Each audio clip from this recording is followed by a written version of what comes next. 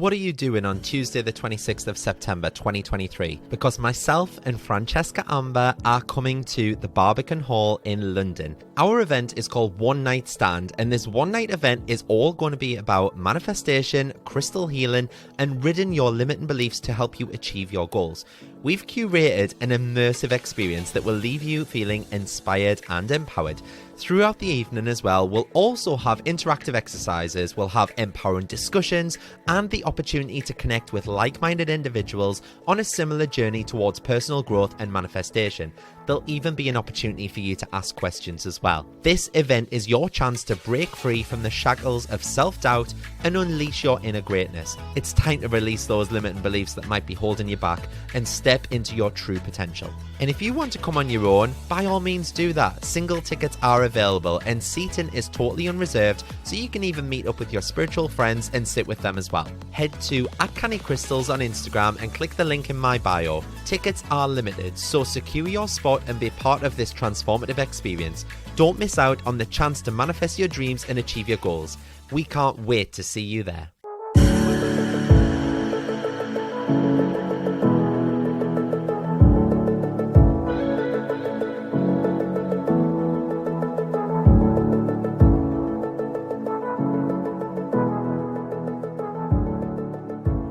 Hello everyone, and thank you for joining me on another episode of Canny Crystals, the podcast. My name is Mart, I'm your host, and this week I've got yet another guest on the show. I can't even remember the last time I did a solo episode. Now we are flying. So I first came across her on Instagram a few months ago, and I've been following her ever since, and I'm absolutely obsessed. I'll let her introduce herself in just a sec, but please give a very warm welcome to everyone's spiritual big sis. We've got Z on the show. Z, it's such an honor to have you. How are you? Hi, Mart. I'm good, thank you. It's lovely to be here. How are you? Yeah, I'm very, very well, thank you. I'm all the better for seeing you. And I guess I'm just going to jump right in and start by maybe asking you to introduce yourself to the listeners. Just tell us a little bit about your spiritual journey and kind of how you are where you are today. Okay. Hi, everyone. My name is Z. I'm the main face behind Zeeta Zen. My business and my gift is that I'm a psychic. So I'm probably everyone's kind of favorite person when they need, and then when they don't want to hear, they definitely don't like me. I've been naturally psychic my whole life, but really kind of suppressed that for some time. You know, probably yourself, Mark, you know what that's like. You just want to kind of just be normal as such.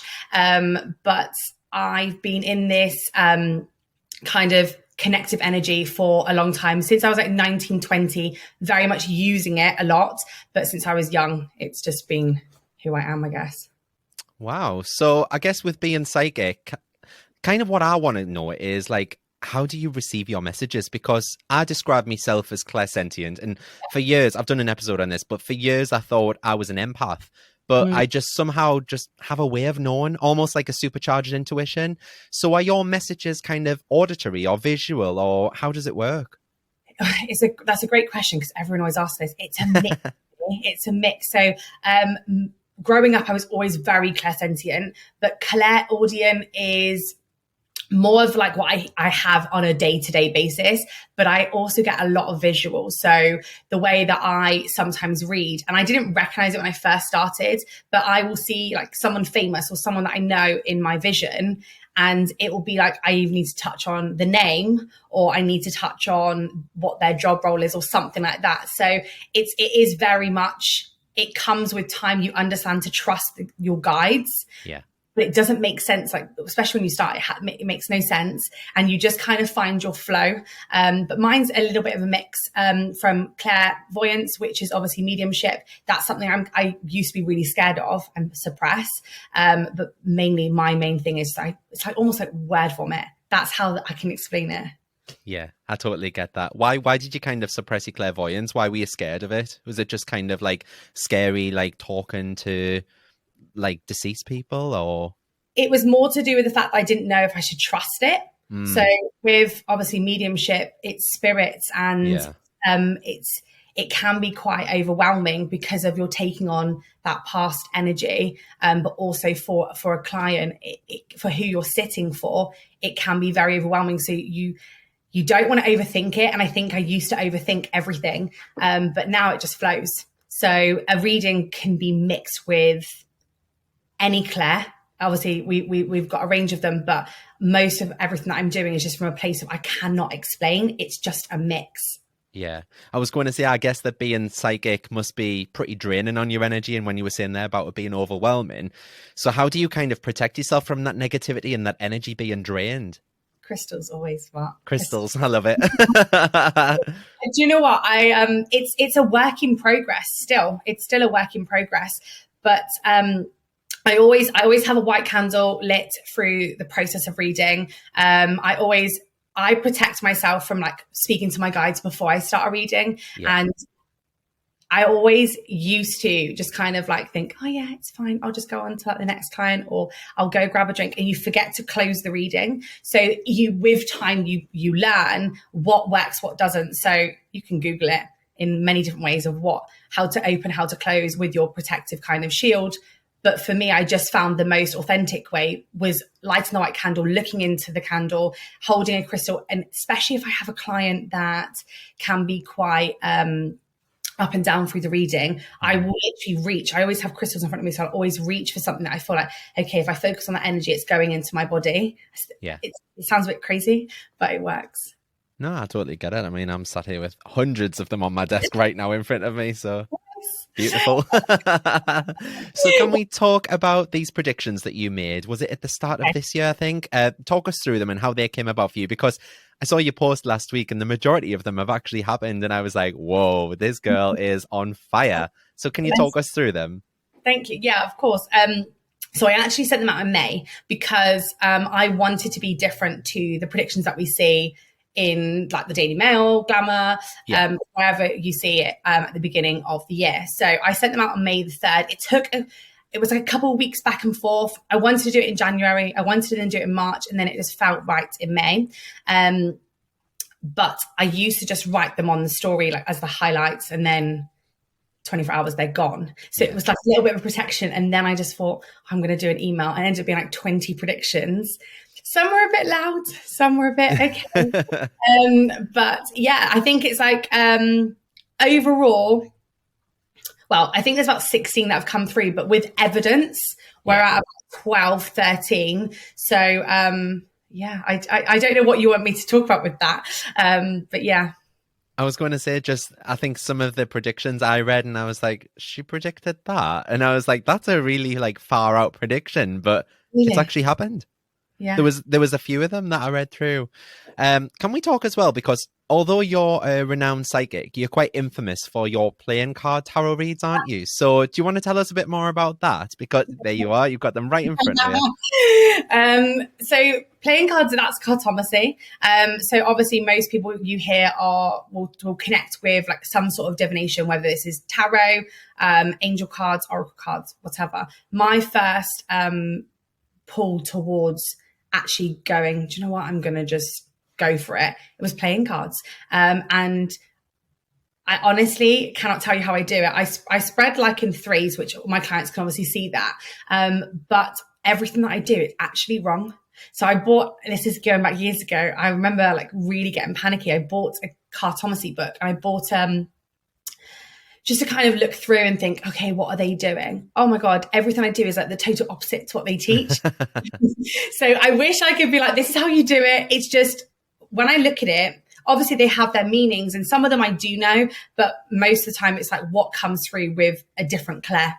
So sometimes I will look at something and I will feel a very overwhelming sense of an emotion, or they give me a name or a place or a situation. So cartomancy is beautiful. It's actually around longer than tarot. I know everyone thinks that tarot is like the longest one, but if you like go into the research, cartomancy is like the original tarot. I've never even heard of it being called that either. So it's quite unusual. I thought you were just like the first person to like take that and run with it. No, I definitely, I'm not very structured with it. I just pick a pile and then I go. So no, it is called cartomancy. That's what the divination of playing cards is. But people have specific spreads, and a lot of that is kind of adapted into tarot. But I Sometimes I'll pick 3 cards and sometimes I'll pick 5, but we go with what kind of the energy feels correct at that time. I was going to say, I've had tarot decks for as long as I can remember, like probably since my early teens. But it's only been kind of the last 10 years or so that I've actually started to trust the readings, and really a bit like what you're saying there, like taking the messages on board and delivering them like word vomit to other people. It's having the trust in yourself. And I think especially with tarot, you've just got to have that self-trust and that self-belief in what you're thinking and feeling, haven't you? Yeah, definitely. What's your favorite tarot deck? Do you have a favorite one? I do. It's up on the shelf. I can't see it from here. It's a Rider-Waite, and it's a hologram version though. It's a I just love it. I use it for all my readings and things. People that have had tarot readings will know. But it's like a hologram deck. It is so beautiful. What's yours? Well, mine. Well, if I was to choose tarot, it would be a Rider-Waite, the original, just like the blue. Yeah, the blue and yellow one. But then I'll always go back to playing cards. But I just opened these this morning. I thought they were quite jazzy. Like some. Oh wow, They are jazzy. Very jazzy. I love like holographic kind of style ones and ones with foil and things. They're just so beautiful, Andy. Yeah. And you know what it is? Like I've got loads over there for sale. I'm just having a look now on my desk. Like I love the Moonology Oracle decks, and the Universe Has Your Back and Work Your Light and things like that. The Starseed Oracle. They're all beautiful, and I think it's become quite popular, hasn't it? Now, like tarot and oracle kind of thing. Like a lot of more people are getting into it. It's become a lot more mainstream in the last few years, especially. Do you think that's because people are needing like more guidance now more than ever? Definitely. I definitely think the pandemic has shifted people's attitudes towards wellness, spirituality, whatever category you want to put it into. Definitely. And I think with the Oracle, I always recommend to people, even if you don't feel remotely intuitive, it's just lovely to pull a card in the morning for a little bit of guidance. You turn the page. Like my books, like I don't actually use them. Like I'm sure you're the same, but you just turn the page and you'd pick something. And I always say to clients, it's only because I just got loads of decks out because I was reading this morning. It's some of my clients, they have books and they are tattered. And I think it's lovely because then they have that, if they're in a panic, they can shuffle, pull a couple cards, or I think a lot of the guides do have a spread that you can use. It's quite soft. Yeah. It's lovely. But I do think tarot is everyone's like going a bit like, I'm psychic, and I'm like, no, you're not. But no, I know what you mean. Do think it's I think it's the pandemic, and it's more of a norm. That's what I would say. Yeah, definitely. I think times are changing. Like, I remember when I first got my first deck, like I say, early teens, maybe 11 or 12, and my mum found it and she went absolutely ballistic because she said that I was inviting the devil into my home and things like that. And I was like, that's not what it is. And she was like, you're inviting spirits, you're dabbling with the devil. And I was like, I'm not, mum, literally. But even like now today, like I've got a book called Daily Oracle, and I've also got one called The Book of Answers. And if I ever struggle, I'll just like sit there, take a deep breath, get a couple of crystals in my hand, do a little bit of like mindful meditation, just bring myself to the present moment. And I'll ask a question out loud and I'll turn the book to one of the pages, and that just gives me a bit of guidance. And I know that my mum even asked it a question like not long ago, and I was like, that's 20 years later and she's just getting into it. So I think times are changing, like you say. I think, do you know what? That's really what your mum has said to you. I love that you said mum as well. I love it. Sorry. I love it. What she said to you is what most people think. As soon as you have a deck, it's like you're inviting the devil in, or it's bad, it's evil, and you're messing with. It's like, it's not a Ouija board, it's not a spirit board, it's not anything. It's a soft. Tarot can be a bit intense. I think it's the meanings of like the traditional meanings for a lot of people. It can be really soft and really helpful. And I love that you so you do pull do you mean you pull a page or a card?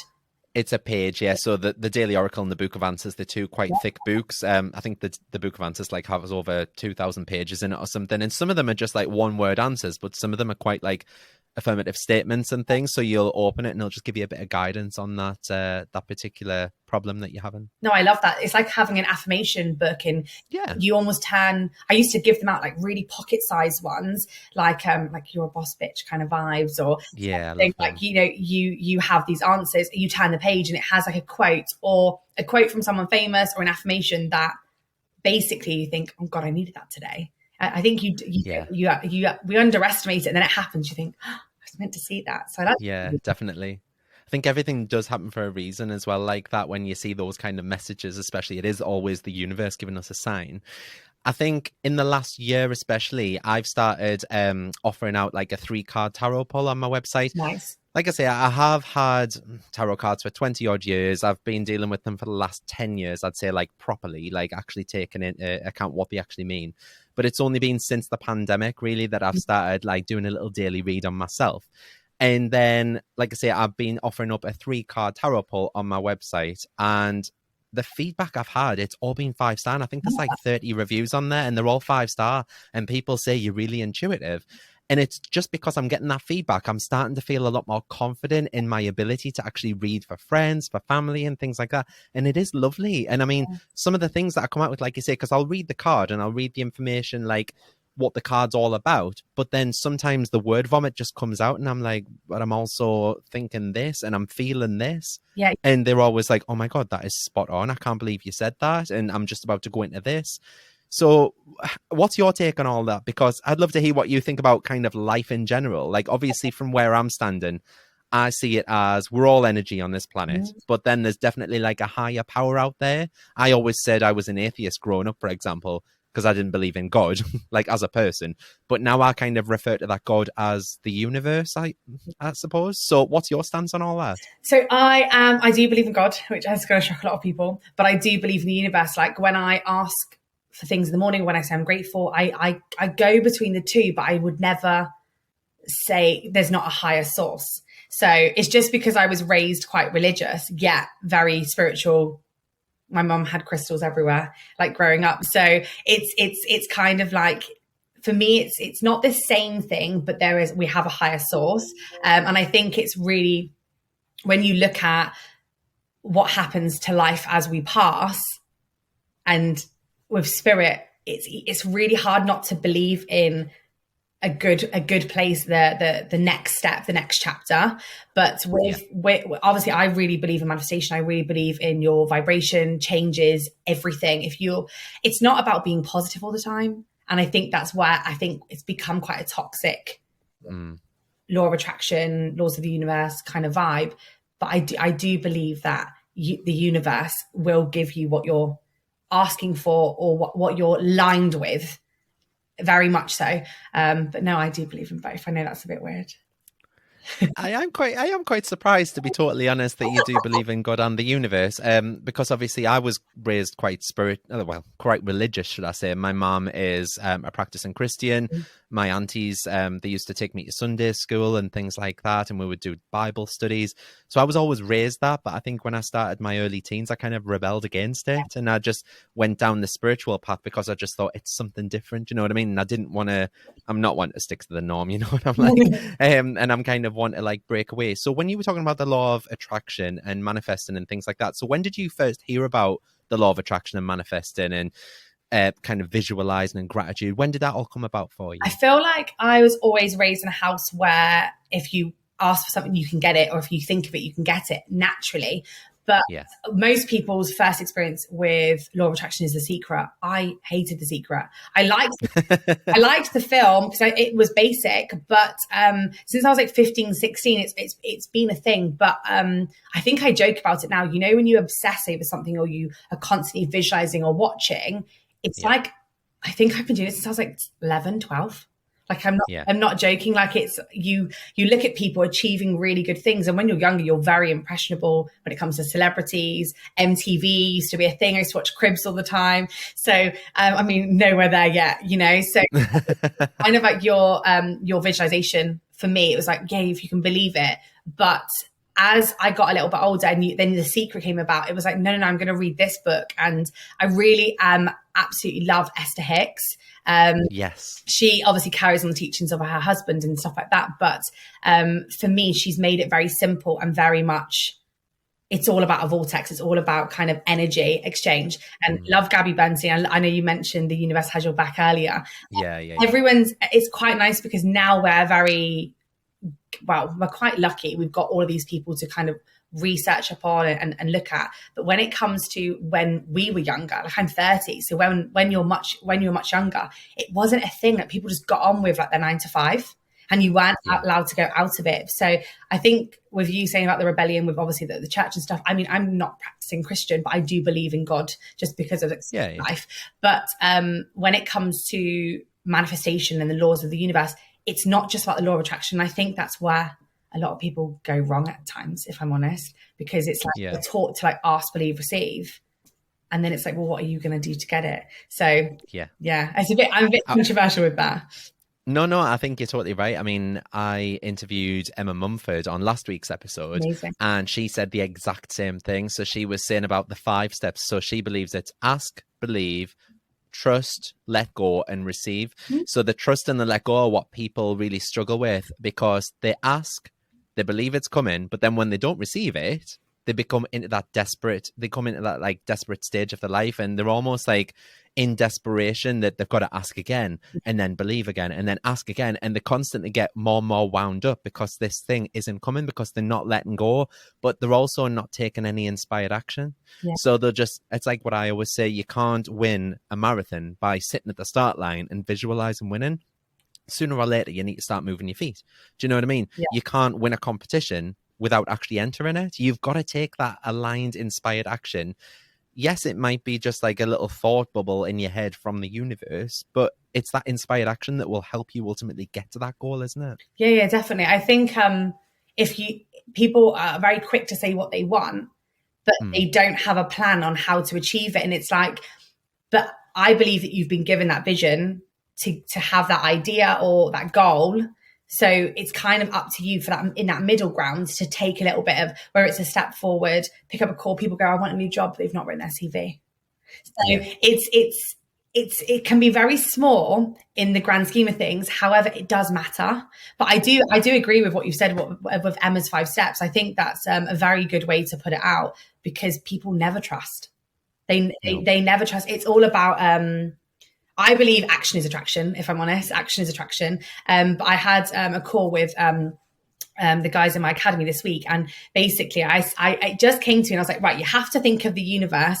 And we've always said it like Siri. That's how I always say, you've got to think of the universe as like you're phoning up your Chinese, and you have to ask specifically about what you want. So it's like when you ask for your Chinese, you ask for a Chinese, you ask for your chips, your chicken balls, your egg fried rice. But if you don't go, I want it hot, it might not be hot. Does that make sense? So the detail matters, and you knowing what you want really does affect what you receive. And I said to the girls, I was like, listen, loads of you are, I don't know if I should say this, but loads of you are like Karens. You know, when you're in a shop and you've got like Karen and she's kicking off because she's waiting in the queue, and she's been there for 10 minutes, yet everyone else behind her has been there longer. Mm-hmm. It's like, you have to kind of wait your turn. So I said, you have to think of the universe as, that's like Siri, you're phoning up, you're asking for what you want. In the meantime, you're going to do everything you can to kind of get to that step of alignment, but you must wait, and you've got to trust that your time is coming. So it's like, you've got to think of yourself as like, you're on hold. And most people, if they're on hold, they're annoyed, they're angry, they hate the music. And it's like, well, actually, if you changed it up and you went, do you know, I'm on hold for 30 minutes, but I can get so much done in that time. I can dance to the music, sing it over and over again, and enjoy it. It will go quicker. It will go faster. So most people will rush the process rather than trust the process. Yeah, I totally get that. Stressful, because then you're like, everyone's like, oh, I'll be happy when. And it's like, but you won't be, because you weren't happy in the moment before receiving it. So it's never going to be enough.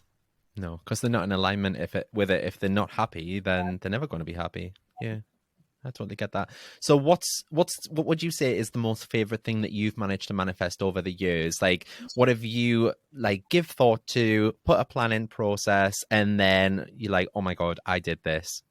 What's the one thing? I think it's got to be my London flat. Like last year, I moved from a flat share into a flat on my own. And that was like my biggest achievement at that time. And I basically used to walk I lived in London, and I used to walk to Battersea Bridge. It was like my favorite place. Like I felt calm. It was just really calm, clean. Everyone was like chill, doing their own thing. And I used to stand there, and on like a full moon, I would just do my ritual in my head. And then I would look at the moon and I would speak to the moon. It sounds a bit crazy, but I would speak to the moon about. I do it all the time. Yeah. I love it. Some people really don't get it, but I'm like, okay, I this is what I want. And it's like, and I used to say, I'm going to live 1 minute from Battersea Park. I used to say it all the time. And at the time I was living like 20 minutes walk. It was very, very close. And then I basically kept saying the number that I wanted to rent it for, because London's really overpriced, and what rent was, especially at that time, it wasn't worth getting a flat for a couple of grand a month, you know. So for me, I was very specific about the number that would work in a budget, and I literally got it to the T. And I lived, as soon as you leave Battersea Bridge, I can say it now because I don't live there, but as soon as you leave Battersea Bridge, if you walk and you went right, within 1 minute, you were at my flat. So wow. me, and when it was just, I used to come out my front door and I would look and I would see the gates of the park.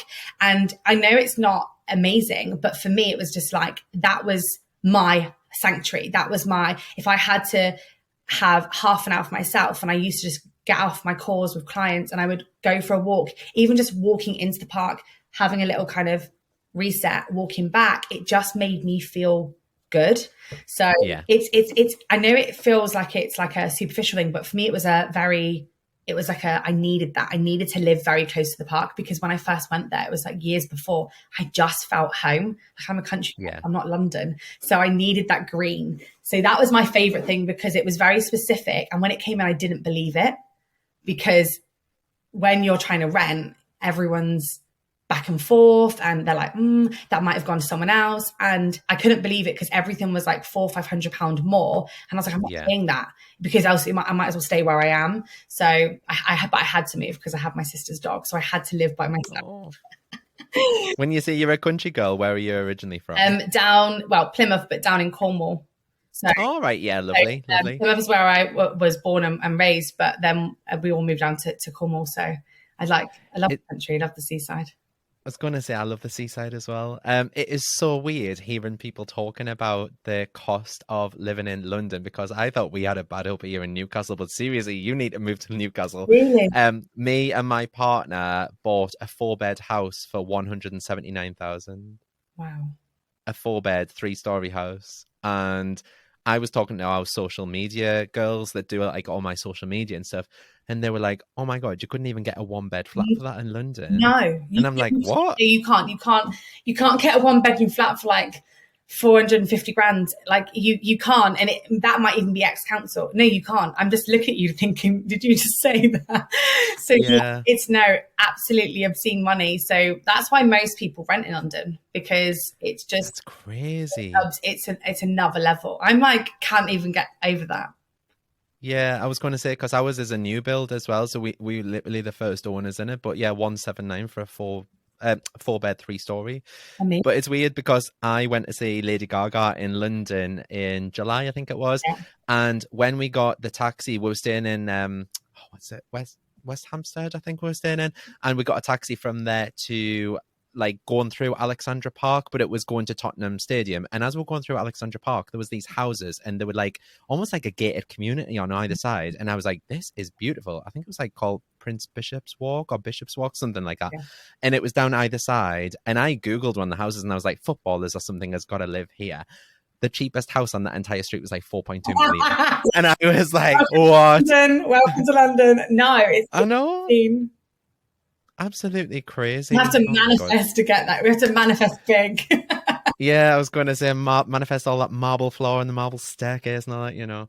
So can I talk to you as well? Because you mentioned there as well, you quickly touched on it, but I want to speak to you about grounding as well. So how do you ground yourself? Because you were saying there about getting back to nature and enjoyed that there was a little park next to you. So what do you do to kind of ground yourself and get rid of all that negative energy? So for me, when I wake up, my mom taught me this, put your feet on the floor and say what you're grateful for, and just kind of like feel it. Don't rush it. Like not every day. It's sometimes I'm like, I've got stuff to do. But these days it's kind of like, I just find you have to kind of, a lot of people root themselves, but I just kind of put my feet on the floor.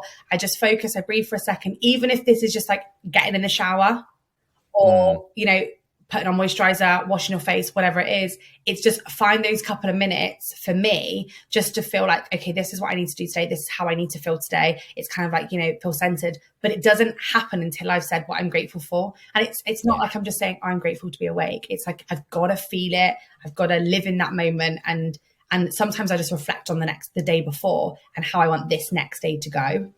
Yeah. That's exactly pretty much what I do. But I love it in the summer more as well, because in the summer, obviously, it's quite light and it's already warm outside. So I usually get me a cup of green tea and my water, and I'll go and like walk around in the back garden barefoot. Nice. And then I'll just sit there and I do exactly what you do. I think of what's coming ahead for that day, and I give gratitude and thanks for it already happening as if it's already gone the way that I want it to. And 9 times out of 10, it does. Yeah. Because you've really put out that vibe. You've put out that good space. Yeah. Where in Manchester, it's like, it's not as green, let's just say. But by going outside, it does make you just feel more just alive and awake. And I think a lot of people they can switch a little switch and feel so different just by kind of taking 2 minutes and putting on their trainers and going out for a walk. Yeah. And I do think that's something that we have to really take care of ourselves, especially over winter as well, because over winter, it's darker mornings, it's colder outside. Unless you've got like a dog or an animal that needs walking, you wouldn't necessarily even have to leave the house if you were working from home. And I got myself in quite a depressive state when I was working for the NHS, working from home during the pandemic through the winter and stuff, because although my partner was taking the dog out for a walk in the morning, I wasn't getting out till later on in the afternoon. And eventually I had to say to him, I was like, I need to start my day properly. I need to like go out for a walk or something. Do you mind if I come with you? Do you know what I mean? But it is right. And it's just like what you were saying, getting your feet out of bed, grounding them on the floor, giving your thanks and your gratitude, but really feeling it, isn't it? Yeah, you have. I think if you don't feel it, there's no point in saying it, Yeah. But 100%. The way you set your day up, if you're rushing, you're going to have a bad day. Yeah. So if I don't have my coffee, terrible. Coffee monster. It's only one though. I got down to one. Just the one. You need the one, and then if it's in a bad habit day, I'll have like 3 or 4. But yeah, that's good. One, I'm good. Do you know what I'm drinking right now? And just that we're talking about this, basically, I got my partner for his birthday this year in May a Hotel Chocolat gift box. Nice. And in it there was like these, I don't know if you can see that. It's a no, you can't really see. I'm just dripping hot chocolate all over the table. It's a hot chocolate tea bag, but it's like a cacao tea bag. Okay. I've never had it before, and I don't know whether I like it or not, but I'm like sipping away during this interview and I'm like, I'm not even sure if I like that. It's just got such a weird taste. Anyway, but cacao's supposed to be really good for you. Really? Anyway. Apparently, yeah, definitely. So what's next for Z then? If you could flick a magic wand right now and build your dream life, kind of, what would it be doing? Because would it be like TV? Would you be a celebrity psychic? Because I see Gemma Collins follows you as well. And I think she might even be the reason that I found you, actually. I'm sure she shared something of yours once. Yeah, I really love Gemma. Yeah, I love Gemma. That was a lot. That was in January, bless her. I don't actually know. I feel like whatever comes is meant for me. If that's the direction I'm meant to go in, then definitely would love that. But for me at the moment, I want to help the everyday person. I want to help as many as I can without kind of it's like I don't want to ignore the people that matter. Does that make sense? I'm not saying celebrities don't matter, but it's almost like I started it because I wanted to help more people find their alignment, find their kind of answers in that moment or through a 6 to 12 month period. So for me at the moment, the next steps are just focusing on kind of delivering as many messages as I can over the next 12 months or so, meeting as many people, networking. I'm just kind of going with the flow at the moment. I don't really have a set plan, but I think by the time Christmas comes, I'll have like a vision for next year, because that's where I kind of knuckle down. But for the moment, it's just trying to reach as many people as I can socially, but keeping that balance, I think, because I was doing a bit too much. So now it's like, I have to pull it back. If I can help more, that I need to figure out a way to help more as easily as possible. So, because I'm quite blessed that I have clients everywhere, to be honest. Just like time zone wise, it doesn't always work. So sometimes they'll wait a little bit longer because they're in Australia or America. So it's like the clashes. But yeah. And if someone is wanting to work with you, are your books open at the moment? Are you taking on private readings for people and things? Yes. I've got in my bio on Instagram, I have an option for group readings and one-to-ones on Zoom. Yeah, I'm adding to my diary every 2-3 weeks at the moment. So it's like I thought if people need it, because we're in quite a heavy headspace at the moment as a society, it wasn't going to help a lot of people if I was opening 3 months in advance. So I'm just opening 2 to 3 weeks at a time. So of course, if someone's after a reading before Christmas, then I do obviously have availability. Yeah. Yeah. Do you find it easier face to face, or do you find it easier like over Zoom? What's kind of the switch in energy there? So the switch for me is like just in person, you just have that kind of, it's real. It's nicer. It's no difference because I'm obviously meeting you online. And it makes no difference to me because you read the energy and you look at the face, the aura, that kind of vibe. But I love in-person connections because it's not as often I do it. It's just every couple of weekends now and then. So it's just I'm not as used to it, I think. So it's different. It's not, it doesn't matter to the reading. It's just that it's nice to give people a hug. Like I'm a hugger. Yeah. So I'll give everyone a hug or say hello. And it's really lovely when you see that person from a Zoom client coming into a face-to-face. And I'm like, oh my God, you're real. But no, lovely. It's nice to see progress as well. Yeah, definitely. I think the pandemic's got a lot to answer for, hasn't it? Like it's just affected everyone so that we've all had to do things digitally. And I mean, probably a few years ago, if I'd have started this podcast a few years ago, we probably would have had a studio somewhere and hired a studio. But I think it has been a help in some ways because obviously I can, like, I've just sent you a link, for example, you click on the link and we're here face to face and we're doing this. We don't have to meet up or anything like that. But like I say, it's the physical aspect that you miss, isn't it? Like giving people hugs and just being able to smell people. Not that I was like going around sniffing anyone, but you know what I mean? Just like, just having that like human contact. It's lovely. It's because yeah, exactly. How can people find you then, Z? So on Instagram, my handle is ZEETO, Zen, Z to Zen. And obviously I have a not a Twitter account. I don't have a Twitter account. Maybe I should. I don't know if that was spirit. I have a TikTok account, all the same handle, Z to Zen. And I've just recently started a Telegram chat. So it's just like kind of like an open community. The other day I put a free coffee voucher in there. So whoever was in the Telegram was able to, if they got there quick enough, they were able to get a coffee. So it just depends on what people are after, I guess. If they're after the cards or just a couple of reels, Instagram is definitely the one, but it just depends what people are after, I guess. Well, I'm going to pop all of these links in the show notes below, including the link to our website and all of the socials.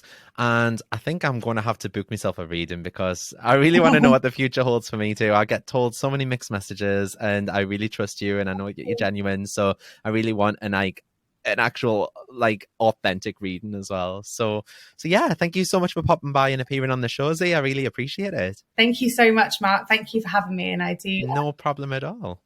And for everyone else listening, go and follow Z at the link in the show notes. And if you've enjoyed this episode, please submit a quick 5-star review. It really just helps this podcast grow to new audiences. So I guess there's nothing more for me to say other than have a lush weekend, everyone. And hopefully I'll see you all next Friday for another episode of Canny Crystals, the podcast. Thank you so much for listening, guys. Bye.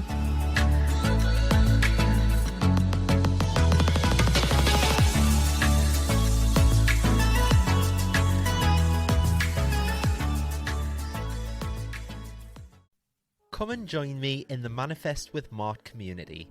For just £10 a month, you'll get exclusive access to my app and you'll join all the other beautiful souls in the Canny community, where each day you'll be held accountable to making your dreams and desires come to fruition. You'll also be set daily and weekly challenges. There's a chat room built in so you can talk to people in real time, and you can also pop over any questions that you have in the Q&A forum and I'll answer them for you. It's changing people's lives, and we've already had so many people manifesting things in the first 2 weeks alone. Each new moon, I'll also be going live within the group on a face-to-face video to help you get the most out of the lunar cycles, as well as answer any burning questions that you have. And these live meetups are so powerful, and everyone in the group has had nothing but praise for the safe space that we share. There are very limited spaces for this community, however, just to ensure that I can place my focus on you and nurture you into the ultimate manifester. So if you'd like a spot, please be quick and reserve your seat now. Head to candycrystalsacademy.co.uk and choose the Manifest with Mart option, where you can get instant access, and what's more, you'll also get access to all of the past recordings and chats too. Join now and start living the life of your dreams.